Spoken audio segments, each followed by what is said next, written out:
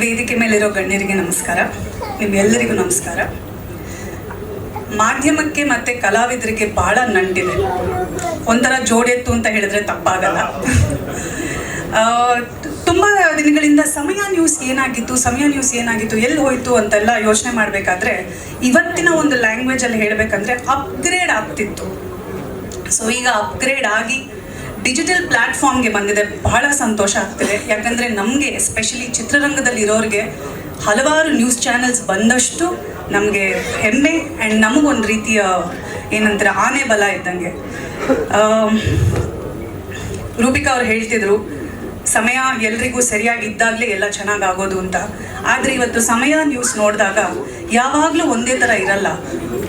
ಒಂದು ರೀತಿ ಕತ್ಲಾಗಿರುತ್ತೆ, but end of the tunnel light ಇದ್ದೇ ಇರುತ್ತೆ. ಅದಕ್ಕೆ ಇವತ್ತು upgraded version of Samaya news is an example ಅಂತಲೇ ಹೇಳ್ಬೋದು. ಸಮಯ ನ್ಯೂಸ್ ತಂಡಕ್ಕೆ ಒಳ್ಳೆಯದಾಗಲಿ. All the very best.